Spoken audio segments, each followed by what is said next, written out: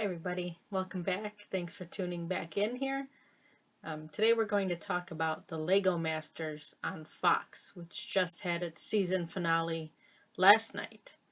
I am a huge Will Arnett fan. I've liked him for a long time since Arrested Development was first on the air, and I followed his career pretty faithfully. I've seen just about everything he does. I try to anyway. Some of the cartoons I haven't seen yet. It's hard for an adult to go see a cartoon in the theater. So I'll be seeing those soon though, like the Nut Job 2 and the second Lego movie, things like that. But anyway, if you're of a certain age, you've probably played with Lego. And if you haven't, your kids have. I think it's a very popular toy.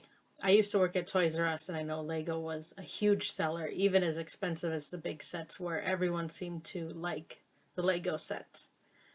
So this show was just great to watch. They started off with, I forgot how many teams, but it was, a team of 2 people, and they would give them a challenge each week that they had to complete and build,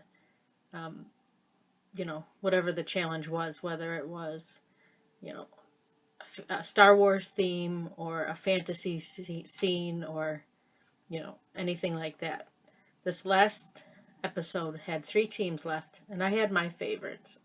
I wanted the guy with the beards to win, Boone, and I always forget his name. The other beardy guy.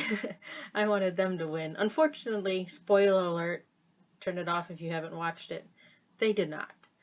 And neither did Sam and Jessica, who, at the beginning, I didn't really like them from the first couple episodes. They seemed like they were really butting heads with one another and fighting, and they weren't doing too well. They kept getting in the bottom 2, 3 couples every week. But they turned around and made it to the finals.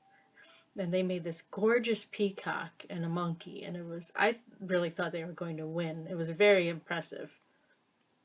The couple that won, I wasn't that much of a fan of.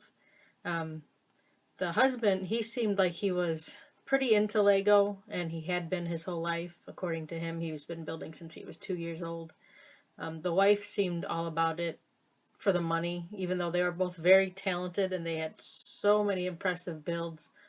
This last build was like a fantasy scene, and they had a tower with a griffin on the top protecting its nest with a baby in it, and they had like this lizard climbing up, and it was spectacular, no doubt. But they won with that build.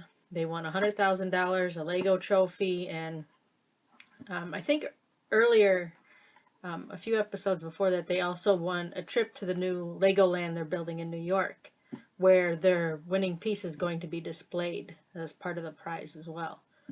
So it's cool. It's kind of exciting. Will was kind of, doing dad jokes the whole time, but it was great. It's always good to see him on new shows every week. Kind of miss seeing him on TV. I hope they renew it for a second season, and I hope they have Will back as the host, because he was, like I said, corny dad jokes, but that's who he is. He's a dad. He's got corny jokes, right? But some of the builds were just amazing to look at. And, there's no way I could ever do anything like that. I had a couple Lego sets growing up. The biggest one I had was a pirate ship that I had put together. Nothing fancy, nothing that moved. I mean, I think the boat, the little side boat lowered from the big ship down, but that was just with strings, so it wasn't mechanical or anything like that. They didn't have any of the techno Lego when I was growing up, any of the robotic things. I came a little bit later.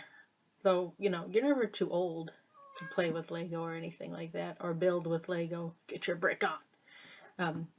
But yeah, it was a great show. I really enjoyed it. I hope they bring it back for a second season. Everyone seemed really enthusiastic. All the competitors and everything like that, and the hosts and the 2 Lego people that were there too.